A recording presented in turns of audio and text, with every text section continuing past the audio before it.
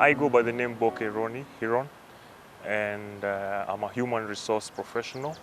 Aside from that, I'm also an artist by the name Big Chris. My name is Faith Agneta, currently holding a new position, Mrs. Boke Hiron.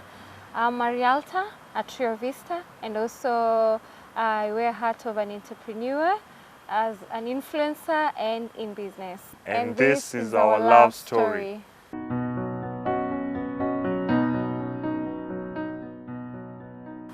My husband was a client for a while, for more than a year. So this particular day I was leaving work in a very old model vehicle, 1983. So that day kakata kusonga. So he came, assisted, tried to help. Yeah, and he gave me a lift home. So when I found out that her car was not okay, so I tried to help. Unfortunately, it didn't work, and I offered her a ride home. She stayed a few blocks away, and from there I just got acquainted to her. We became friends, dropped her, met her son, and I left back home. Going back home, she just called me to ask if I arrived safely. And I think a few moments later, she texted me on WhatsApp requesting me for some help. Actually, what happened, her master room door had locked itself from the inside, and she needed some help. So she called me, but she was not asking for help. So I asked her, so what do you need? Why don't you ask for help? Why don't you ask for help? Yeah.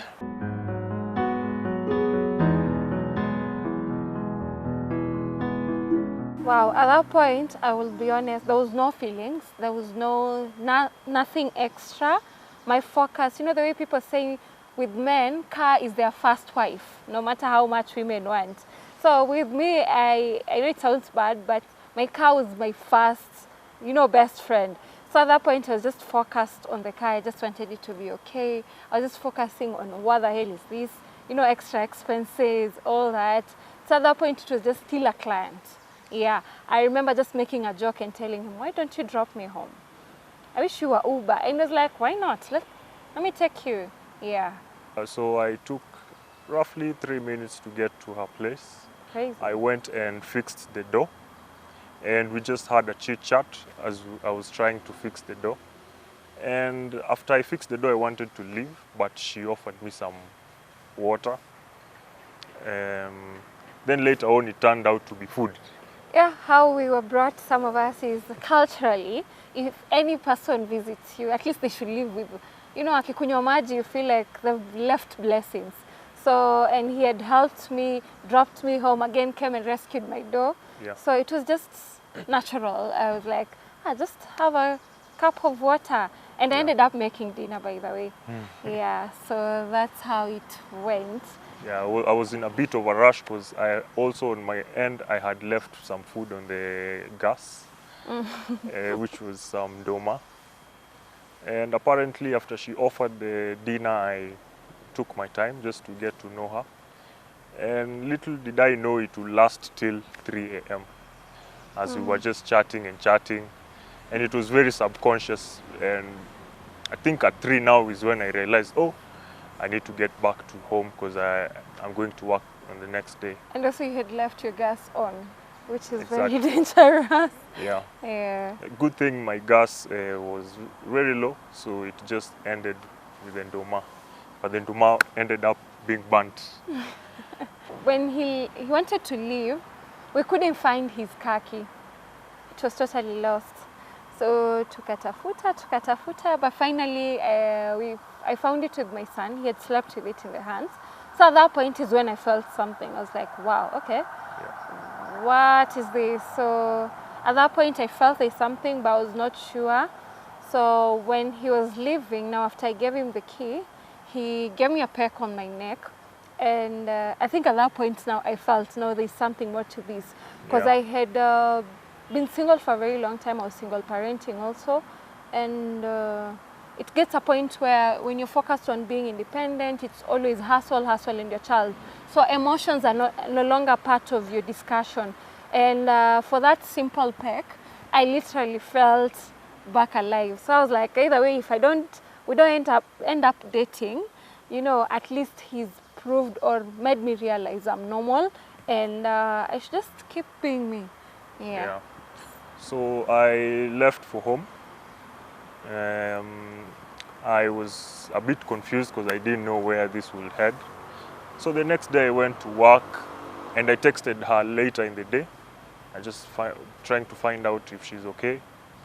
Then I also requested her to meet her and her son for another dinner date. Which was a bit scary. Because you see, this is a client, then he's met just an evening, and he's already asking to meet me and my son.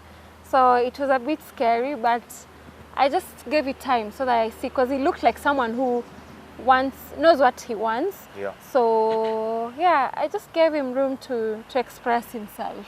Yeah, and I think on the third day, I went to visit her at her office, and then she asked me like, what's going on? What is this? What is this? Yeah. And I had to give her a precise answer. So I told her we're dating, clearly. Yeah, and I think she didn't give me an answer. Yeah. But her action made it easier for me to continue approaching her. So we continued dating, and we were dating overnight because we didn't have that time working during the day. And I think on the second week, it was a Saturday, it was my birthday. I made my proposal and I bought a ring and we went to Lake Elementaita, and that's where I went down on my knee. On top of the cliff, just in case I say no, right? Really? Yeah, so I went down on my knee and I asked her to become my wife. Yeah, and she gave me a yes.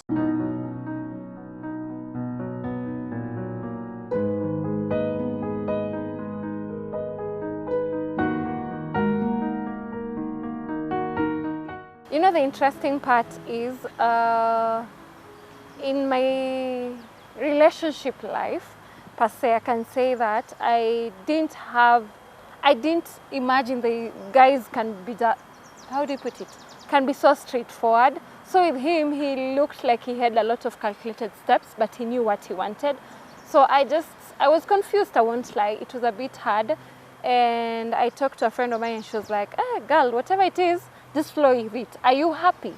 Does it treat you like a queen? Are you happy? Are you at peace? And I'm like, yeah.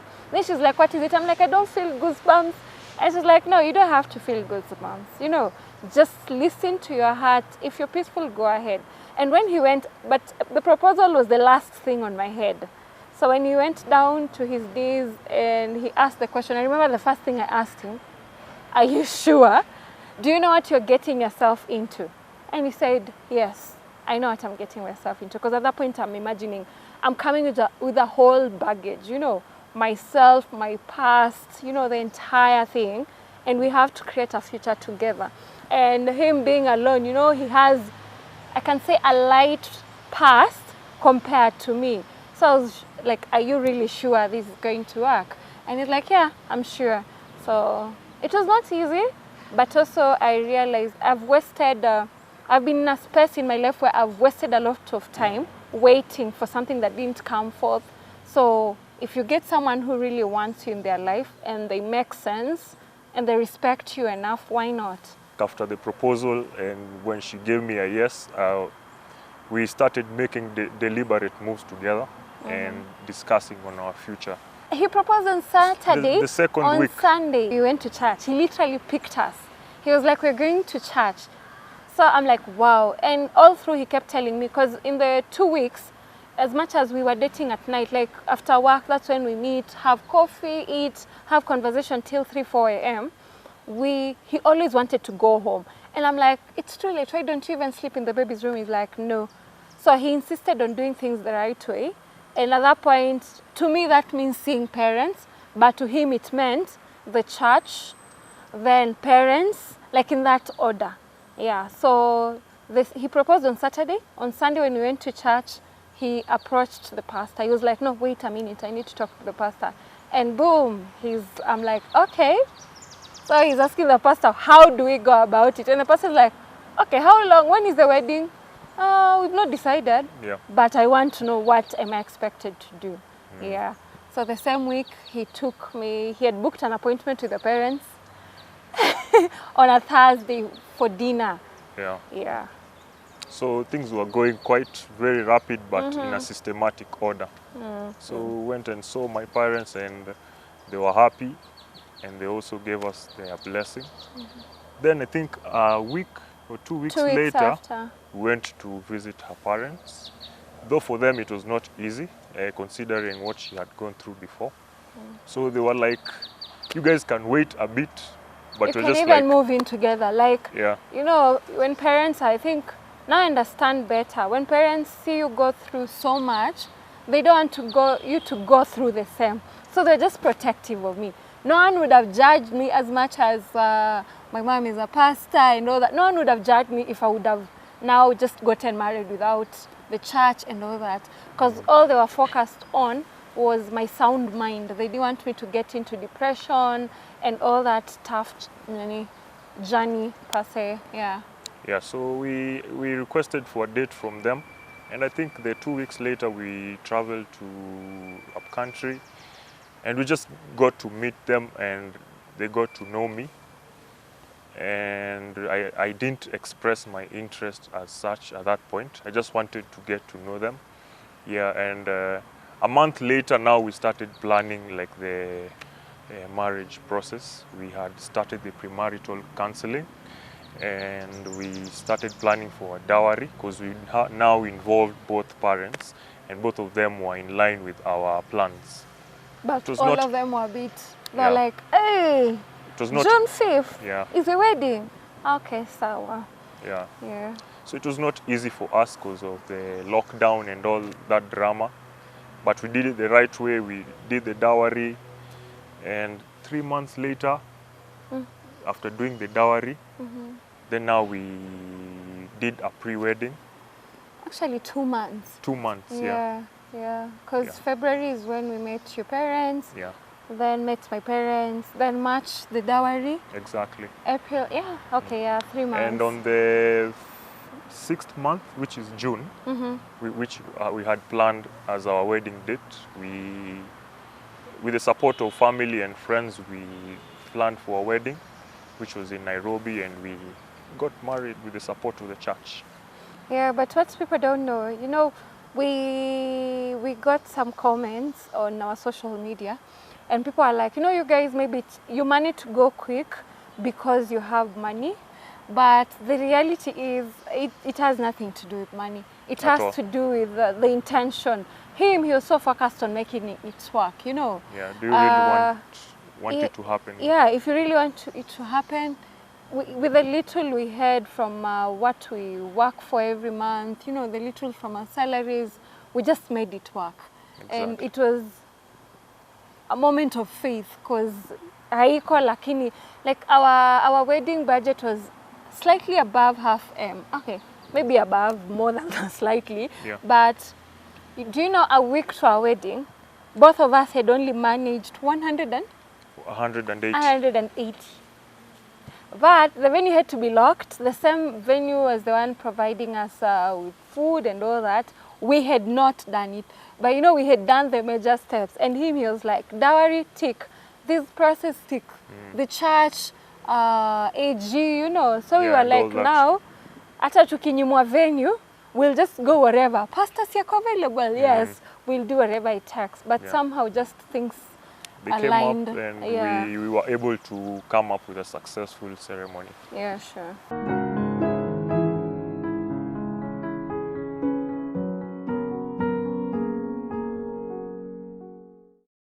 My highlight of the wedding day was the fact that we had both parents alive, healthy and kicking, just witnessing the beautiful day. Then his grandparents came all the way from Shags, and despite the corona pandemic, they were safe. They went back. You know, we were worried after they come and go, maybe we'll have a few health issues, but they're fine. Yeah. And then my second health highlight of the day was the simplicity of the wedding. It was exquisite. It's not, if I would have focused on my dream wedding, 20 DJs, okay, I'm kidding. But, but I feel like it was more than I had asked for, and I'm grateful to God. My third highlight of the day is my dad has been my best friend for a very long time, and he's seen me through a lot, together with my mother. You know, my mother is the type who speaks. My dad rarely speaks. So it's very hard to know his pains and his happy moments, but I could see he was very happy, he was very peaceful.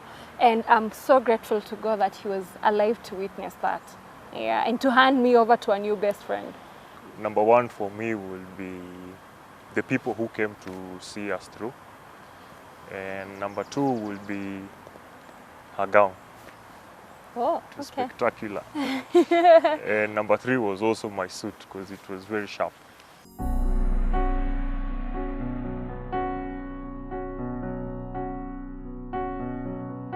It was quite spectacular in the sense that her son was looking up to me, because each and every time I would just drive in, he would come and open the gate for me. It means he had seen something that he looks up to, and I wanted to be someone in his life. And I think consistently I have been a part of his journey and his growth. Oh, wow. It's an interesting moment, but severally our neighbor, we were staying in an own compound and there were only 2 houses. And there is an evening I found my neighbor's husband playing with his kid, and my son was there. So when the other son was like, "Daddy, Daddy," I remember my son saying, "Daddy," and my neighbor looked at me zileza. So because he wanted him to carry him. So I just signaled him, I was like, "It's okay," you know. So I could tell my son really, he never used to understand why his friends are always daddy, daddy, but at home it's just mommy, you know. So with him, the moment he realized there is a male figure here and he's not living, that was it. Like, actually, he'd choose him over me any day. But I believe it has to do with the balance, you know, which I really respect that and I appreciate. I can't fight that. Yeah, honestly, it was not easy. Quite unique is we spent so much time together just to ensure that we are in sync, and we sacrificed our weekends and our nights, so we didn't lose any time in between the time we met and the time we got married. Also, I think we moved in together after how long? A month before our wedding. Exactly. Yeah, because we were like, let's just plan this. Yeah. We don't have time. Yeah, and that gave us some time to get to understand each other, and I think the transition was not hectic or hard per se. But truth be told, it was very hard. You know, like you used to, you're used to making decisions on your own. You went to buy the baby shoes, then you remember, like, damn, I can't. You have all the money, but you cannot buy those shoes because you need to consult. You know, he said he'll take care of it. You'd talk and he's like, no, I'll sort that. You go to school, inquire something, you're told he's paid school fees. I'm like, okay. But I've planned myself. I've done this. So it became a bit hard. And I think that was the hardest part. Just being a baby and asking for things. Even I know I can get it for myself, but him is like, he kept reminding me, learn to ask for help. Learn to ask for help. And he's like, you're my woman, you're not a stranger. Which was weird because I was like, this guy will say, yes, I do. Then he leaves me there hanging, you know. Yeah, but I'm glad it never changed. I had to just lower my guard down and be like, you know what? I'm his baby, literally, so it's fine. If that's how he puts it, then so be it. But it's been interesting. And for all independent women, I think for once in a while, if you get someone who really, don't be quick to lower your guard down, but also ensure when you get someone who is ready, just make it easy for them. Yeah, because it was not easy for us though, as much as I tried to do it, but that desire to just listen, to just honor him as a man in the house is enough to take us through.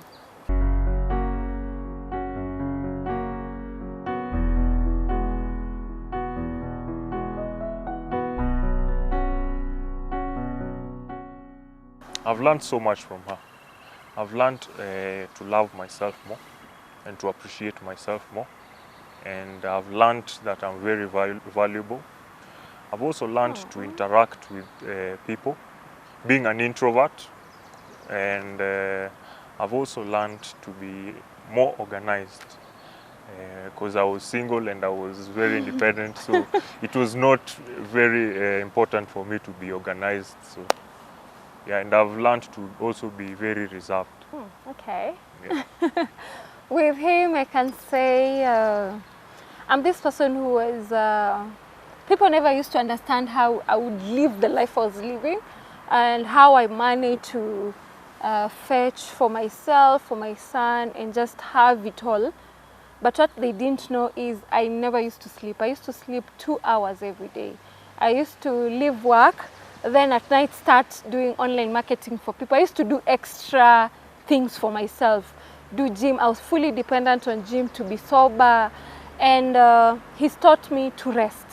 You know, I'm one person, I get frustrated. Why do we have to sleep? Why do we have, we're wasting a lot. We could do 1, 2, 3. I can write this, I can do this. But him is like, no, you have to rest. So one thing I've learned is to take rest. As much as I love myself so much, I knew part of my self-love was taking more time for myself. But now I've learned also that's when you do too much, you forget about, you don't do it the right way. He believes you can be functional even if it's 3 hours, just focus on what you want. Then the second thing I've learned from him is I thought I was strong, but until I met him. He's one personality that I can say I can never put on his shoe at any point because I'll just break down. Yeah, so he's taught me how to be strong. And lastly, he's just taught me to be, to reflect and get back to who I am truly, because I had lost myself in this passion to become independent, make it in life with without a man. But now currently I'm focusing more on my strengths. I'm realizing myself, and every day is more like going back to the drawing board. Sometimes I come up with write-ups and it's like, you wrote that now. You know, those are things I had forgotten about. For me, it was just work, work, work. Yeah. So, which I'm really grateful for. So this is a love letter to you, my lovely wife. You're very beautiful. You're very charming, and also you are very bright in terms of your physical well-being, your mental. I appreciate everything about you, and I've grown so much because of you, and I can't see nothing that I can't achieve in this world without you. Aww. And I pray to God that He gives us more strength to break more barriers, because you and I know what we've shared for the short time frame we've been together, and I love you so much. Oh, love letter to my lovely, handsome husband. I've always dreamt of having a best friend away from a relation in terms of parenting, and I'm glad that we found each other. You are an amazing man, you are intelligent, you're hardworking. I couldn't ask for more. You're more than what I asked God for. And my prayer is that God gives you strength each and every day to face it, to hack it, so that, and I'm sure our kids will be so proud of us for being us. And I can't thank God enough. Truth be told, I'll never get the right words to appreciate you in my life. I love you.